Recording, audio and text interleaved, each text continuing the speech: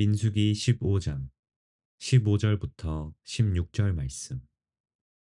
회중 곧 너희에게나 거류하는 타국인에게나 같은 율례이니 너희의 대대로 영원한 율례라. 너희가 어떠한 대로 타국인도 여호와 앞에 그러하리라. 너희에게나 너희 중에 거류하는 타국인에게나 같은 법도 같은 규례이니라. 좋은 날입니다. 성령님께서 오늘도 여러분의 심령 가운데 큰 은혜와 평강으로 함께해 주시기를 주님의 이름으로 축복합니다. 오늘은 여호와의 절기 시리즈의 5번째 시간입니다.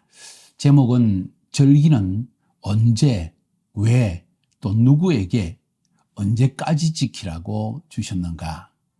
매우 중요한 테마입니다. 절기는 하나님께서 언제 주셨습니까?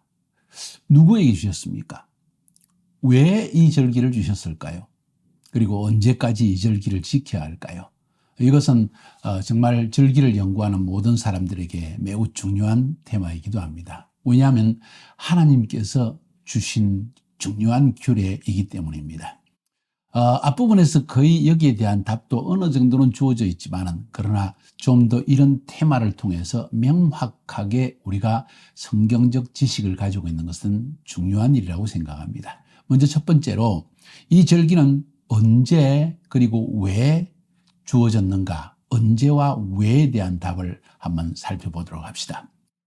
성경의 절기에 대한 이야기는 많이 나오지만은 절기를 처음으로 반포하시고 그 절기를 반드시 지켜야 된다고 명령하신 곳은 어디입니까? 시내산입니다. 물론 이스라엘 백성들이 출애굽하기 직전에 유월절이라는 절기를 지키게 하였고 그것을 통하여서 이스라엘 백성을 구원하여 내긴 했습니다.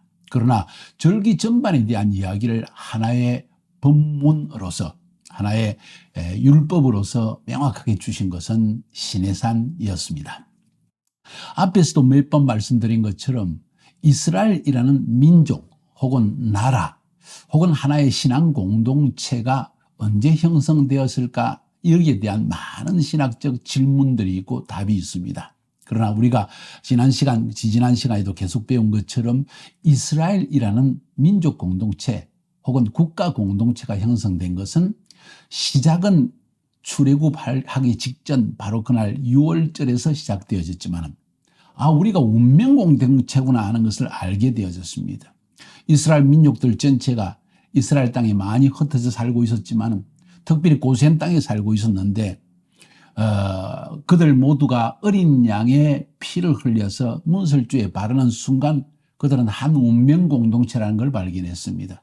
그 피를 문설주에 믿음으로 바른 그 이스라엘 집안에는 심판하는 천사가 그들을 심판하지 못했고 결국 이 심판은 그 집을 넘어갔다. 그래서 유월, 히브리 말로 페사라는 말을 사용했던 것입니다. 이것이 하나의 영원한 규례로서 하나님이 주셨다고 우리는 성경을 통해 알고 있습니다.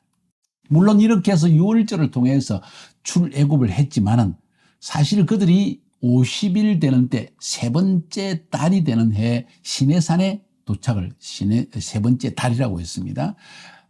니산월에 출발해가지고 한 달을 지나고 그 다음 달 오순절 날이 거의 이르렀을 때 시내산에 도착했습니다.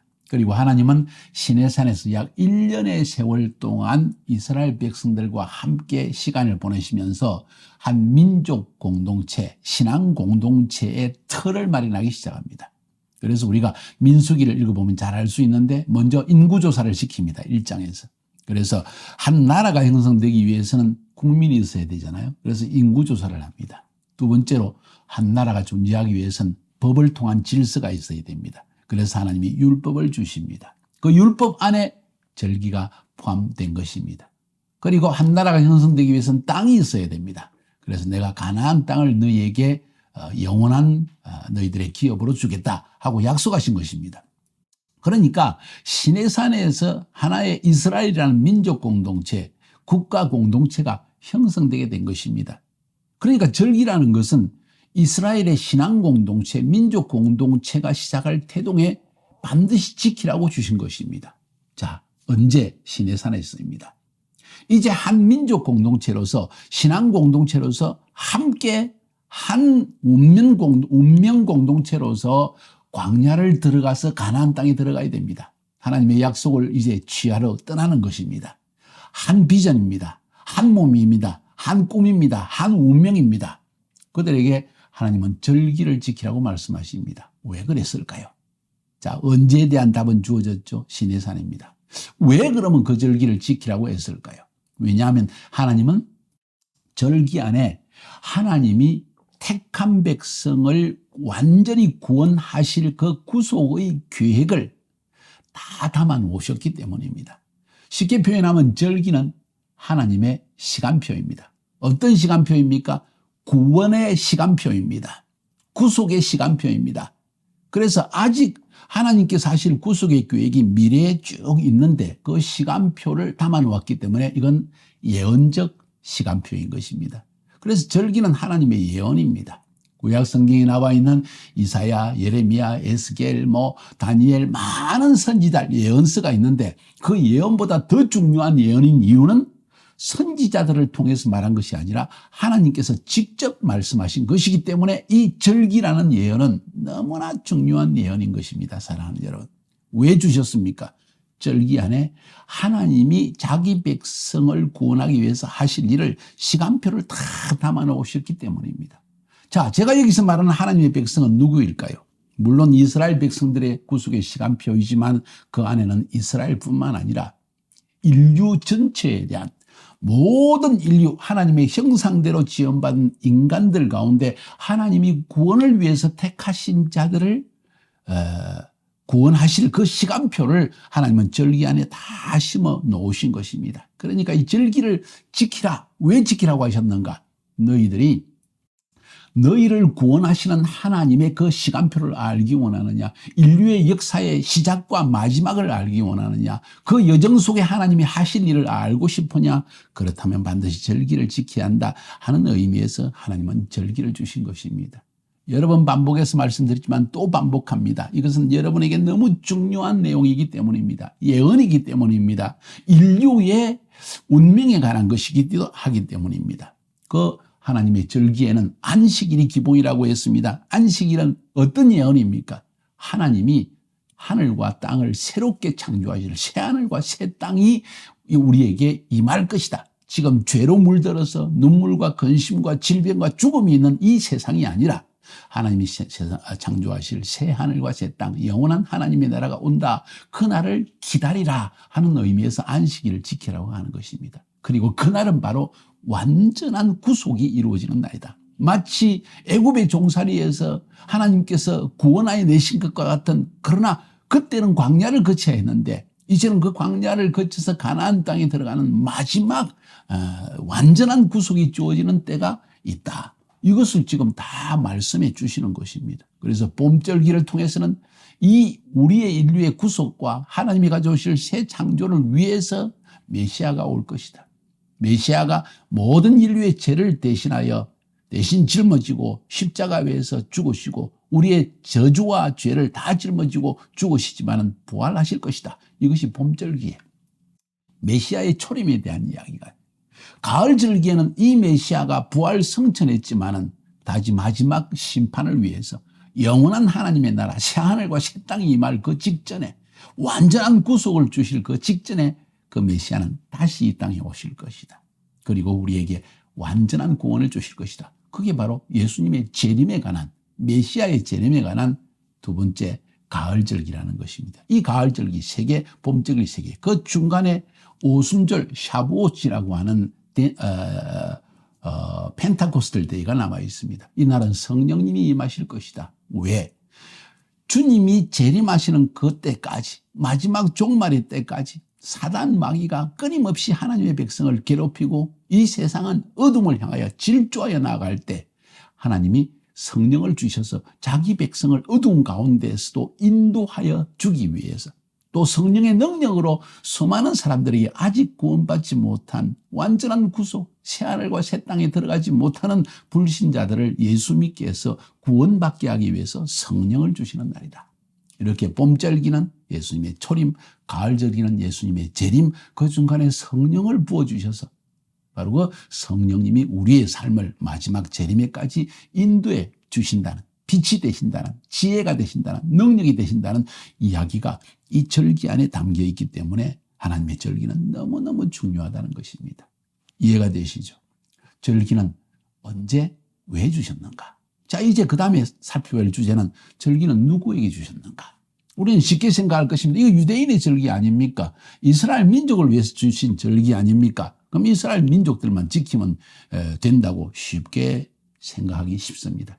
그런데 성경은 우리에게 큰 그림을 볼 때 이스라엘 안에, 이스라엘이라는 그 단어 안에, 그 민족 공동체 안에, 그 신앙 공동체 안에 예수 믿는 교회도 함께 상징적으로 다 집어넣으셨다는 걸 알아야만 합니다. 그래서 이스라엘의 구원은 곧 우리의 구원이라는 것을 이제 이번 시간, 다음 시간에 여러분이 점점 알게 될 것입니다. 자, 절기는 누구에게 주셨는가? 물론 이스라엘의 12지파에게 그 당시에 시내산에서 주셨습니다. 그러면서 레위기 23장 2절에 하나님께서 이런 말씀을 하십니다. 이스라엘 자손에게 말하여 이르라. 이것이 나의 절기들이니, 나의 절기들이니 너희가 성회로 공포할 여호와의 절기들이니라. 자, 하나님의 절기, 나의 절기다. 자, 이건 유대인의 절기가 아니라 여호와의 절기다. 하나님의 절기다. 하나님이 귀중히 여기신다. 왜? 하나님이 마치 예언자를 거치지 않고 직접 자기 백성에게 주인 절기들이기 때문이다. 하나님의 시간표이기 때문이다. 그 다음 민수기 15장 16절에 보면 여기에 대해서 바로 이 절기에 대한 이야기를 하시면서 회중 곧 너희에게나 거류하는 타국인에게나 같은 율례이니 너희의 대대로 영원한 율례라.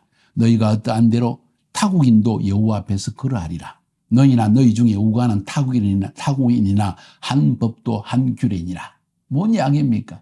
이건 이스라엘 백성에게만 준 것이 아니라 너희와 함께 우가하는, 다시 말해서 신앙을 같이 하는, 믿음을 같이 하는 모든 이방인들도 똑같은 규례이다. 같은 율례이다. 한 법도이다. 한 규례이다. 조금도 차이가 없다는 것을 지금 말씀하고 있는 것입니다. 전능하신 하나님을 믿고 여호와 하나님을 나의 구주로 영접한 이 모든 사람들은 유대인, 이방인 가리지 않고 모두가 똑같은 규례다 하는 사실을 지금 성경은 우리에게 말하고 있는 것입니다. 이 오늘 본문에서 나오는 보세요. 회중 곧 너희에게 거류하는 타국인에게나 너희에게나 거류하는 타국인에게나, 이 말은 회중에는 이스라엘 백성 너희, 그리고 거류하는 타국인, 다시 말해서 이방인, 이스라엘과 이방인 모두를 합해서 하나님은 회중이라고 표현을 합니다. 히브리 말로 이것을 가할이라고 이야기하는데 이것을 septuagin트, 유대인 70인 장로가 애굽에서 이 자기들의 이 히브리 말로 된 성경을 헬라어로 번역했습니다. 왜냐하면 그 당시 예수님의 시대, 그 이전부터 시작해가지고 이스라엘 땅 전 지중해 연안은 전부 헬라 문화권 안에 있었고 헬라어를 사용했기 때문입니다. 특별히 유대인들도 헬라 말을 사용했습니다. 그래서 모든 일반 유대인들에게 성경을 잘 이해시키기 위해서 이 septuagin트라고 하는 헬라어로 된 구약 성경을 그들이 번역했는데, 그때 그 번역할 때 이 가할, 히브리 말로 가할, 한국말로 회중이라고 하는 이 단어를 에클레시아라고 번역을 했습니다. 에클레시아는 신약 성경에서 넘어와서 교회라는 말로 사용되어졌죠. 다시 말해서 여기서 말하는 회중은 바로 교회입니다. 그 교회 안에는 이스라엘 백성들뿐만 아니라 예수 믿는 모든 교회 성도들이 포함되어 있다는 이야기입니다. 다시 읽어볼까요? 오늘 본문의 말씀을. 회중 곧 너희에게나 거류하는 타국인에게나 같은 율례이니 너희의 대대로 영원한 율례라. 너희가 어떠한 대로 타국인도 여호와 앞에서 그러하니라. 너희나 너희 중에 우가하는 타국인이나 한 법도 한 규례니라. 이 절기는 단순히 이스라엘 12지파만 지키는 것이 아니라 그들과 함께하는 모든 이방인들도 함께 속하게 되는, 함께 지키게 되는 똑같이 차등이 없는 한 율례요, 한 규례요, 한 법도라고 하나님이 강조하여 말씀하십니다. 다시 말해서 이것은 이스라엘 백성에게만 주신 것이 아니라 오늘 예수 믿는 모든 가할, 에클레시아, 교회, 회중, 하나님의 교회가 반드시 한번 지키면서 하나님의 구속의 시간표를 알아야 한다. 그 안에 예수님에 대한 이야기가 가득 차 있는 것이 중요합니다. 예수님의 초림과 예수님의 재림과 예수 이름으로 우리에게 오실 성령님, 이것이 모두 포함되어 있는 것이 절기이다. 그래서 절기를 통해서 우리는 하나님의 시간표, 특별히 말세에 대한 시간표도 명확하게 볼 수 있다는 걸 알 수가 있습니다. 종말론에 관해서 수많은 예언서의 연구가 있고 또 그 예언서가 너무나 종말에 관한 이야기를 전하고 있지만은 또 해석에 있어 많은 어려움이 있지만은 이 해석의 가장 기본이 되는 것이 바로 가을 절기에 대한 해석이 되어야 한다고 저는 그렇게 판단하고 있습니다. 자, 그 다음에 우리가 살펴야 될 부분은, 그러니까 지금 이 부분에서는 이 절기는 누구에게 주셨나 하는 걸 알았죠. 이제 이 절기는 언제까지 지켜야 되는가? 이미 앞 문장에서 여러분이 기억하게 될 것입니다. 영원한 규례라는 것입니다. 자, 다시 한번 읽어볼까요? 민수기 15장 15절 16절. 회중 곧 너희에게나 거류하는 타국인에게나 같은 율례이니 너희의 대대로 영원한 율례라. 대대로 영원한 율례라. 대대로 영원토록. 또 역대하 2장 4절에 보니까 솔로몬이 하나님의 성전을 지을 때 그가 한 이야기를 보십시오. 이제 내가 나의 하나님 여호와의 이름을 위하여 성전을 건축하여 구별하여 드리고 주 앞에서 향재료를 사르며 항상 떡을 차려 놓으며 안식일과 초하루와 우리 하나님 여호와의 절기들에 아침 저녁으로 번제를 드리려 하오니 이는 이스라엘의 영원한 규례입니다. 하나님의 이스라엘 회중을 의미하겠죠. 이 영원한 규례로 하나님이 이것을 주셨다는 이야기입니다. 그러니까 하나님이 우리에게 주신 절기는 영원한 규례이다. 이 말은 영원하다는 뜻입니다. 그 말은 중단이 없다는 것입니다. 예수님 하나님께서 시내산에서 하나님의 택한 백성 회중 교회에게 주신 이 절기들은 영원히, 심지어 마지막 종말의 때 예수님이 재림하셔서 하나님의 백성이 영원한 천국에 들어갔을 때 우리는 잔치 자리에 앉아서, 이 잔치는 바로 절기의 잔치입니다. 영원히 하나님의 절기를 지킬 것을 성경은 우리에게 말해주고 있는 것입니다. 예를 들어 봅시다. 스가랴서 14장은 스가랴서의 마지막 장인데 이 스가랴서 11장, 12장, 13장, 14장을 보면 마지막 때 큰 전쟁이 일어난다고 했습니다. 이것이 아마겟돈의 전쟁인지 혹은 아마겟돈 이전의 전쟁인지 명확하지는 않지만은 마지막 때 이스라엘을 대적하여 열국의 연합군이 예루살렘을 침공하는 이야기가 나옵니다. 그것이 끝나고 난 다음에 이야기를 14장 16절부터 19절까지 이렇게 기록하는데, 저는 해석할 때 이 마지막 때의 전쟁, 바로 그 직후에 천년 왕국이 오지 않겠는가 하는 생각으로 저는 조심스럽게 해석을 해봅니다. 그렇다면 천년 왕국의 시대에 무슨 일이 일어나는가, 한 가지 예를 딱 들면서 성경은 스가랴서 14장을 마치고 있습니다. 종말에 대한 이야기입니다. 예루살렘을 치러 왔던 이방 나라들 중에 남은 자가 해마다 올라와서 그 왕 만군의 여호와께 경배하며 초막절을 지킬 것이라.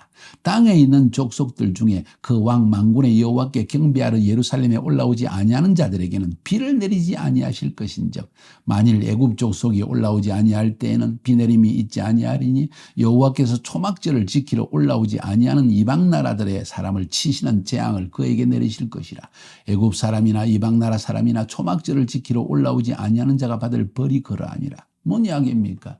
마지막 종말의 때 주님께서 재림하시는 그 시즌에 이 14장의 앞부분에 보면 메시아가 감람산에 그 발이 닿는다, 지상 재림하는 이야기가 나오기 때문에 하는 이야기입니다. 예수님이 지상 재림했다면 천년왕국이 이 땅에서 시작되는 것입니다. 바로 그 다음의 이야기가 오늘 스가랴서 14장 16절부터 19절까지 이야기거든요. 뭔 이야기를 하고 있습니까? 이미 천년왕국이 시작되어졌는데 이제는 지상에서의 예수님이 왕으로서, 왕중왕으로서 지상 재림을 하고 있는 때인데, 그때도 이방 백성들 가운데 메시아께 경배하러 오지 않는 민족이 있더라는 거예요. 천년왕국의 모습이 어떠한가 하는 일면을 볼 수 있는 굉장히 중요한 부분입니다. 그래서 만약 초막절을 통해서 메시아를 인정하고 하나님의 나라에 들어가기를 사모하는 그런 믿음을 가지고 나오지 않는 백성들은 하나님이 저주 내리신다는 거예요. 비를 안 내린다는 것은, 그 당시의 언어로서 비를 안 내린다는 것은 우리 삶에 임할 저주를 의미하는 것입니다. 이렇게 표현하자면 왜 이 말을 합니까? 심지어 천년왕국의 시대에도 초막절이 계속되고 있다 하는 이야기입니다. 마지막으로 하나 더 볼 것은 마태복음 8장 11절 12절입니다. 마치 천국에서 초막절 잔치가 벌어지는 모습을 저는 보는 것 같습니다. 혹은 결혼식 잔치가 벌어집니다. 혼인잔치라고 표현하는 게 낫겠죠. 또 너희에게 이르노니 동서로부터 많은 사람이 이르러 아브라함과 이삭과 야곱과 함께 천국에 앉으려니와. 이방인들을 대한 이야기입니다. 동서로부터 많은 사람이 와서 아브라함과 이삭과 야곱과 함께 천국에 앉지만은 그 나라의 본자손들은, 이스라엘은 바깥 어두운 데서 쫓겨나서 거기서 울며 이를 갈게 되리라. 메시아를 영접하지 않았기 때문에 이런 낭패를 당하는 자가 있다는 것을 예수님은 경고하시면서 이것은 바로 혼인잔치를 의미합니다. 어떤 혼인잔치입니까? 신랑 되신 예수님과 신부 되신 교회의 혼인잔치입니다. 그 혼인잔치는 아마도 이런 초막절에 일어날 것이 아닌가 하는 생각을 조심스럽게 개진해 봅니다. 자, 저의 절기 강해를 전체를 들어보면 왜 이렇게 말하는지 여러분이 이유를 알게 될 것입니다. 중요한 것은 절기는 왜, 언제, 누구에게 주셨고 언제까지 지키라고 주신 것인가. 매우 중요한 부분을 오늘 여러분에게 말씀드렸습니다. 이제 다음 시간 넘어가면 누가 이스라엘인가 하는 문제를, 심각한 이 신학적 테마를 한번 여러분과 다뤄보기를 바랍니다. 지금까지 성경을 연구하면서가 나름대로 정확하게 나름대로 성경을 통해서 여러분에게 이러하다는 것을 지금 가르쳐 드리는 것입니다. 여러분도 과연 그러한가 성경을 살펴보시고 이것을 통해서 절기가 얼마나 신앙생활에 중요한지를 깨닫고 이 절기를 통해서 예수 그리스도를 더 깊이 배울 수 있기를, 그리고 예수님의 구속에 대해서, 구원에 대해서 좀 더 명확한 신앙 지식을 지니고 이 땅을 승리하며 살아가시기를 주님의 이름으로 축복해 드립니다. 승리하십시오.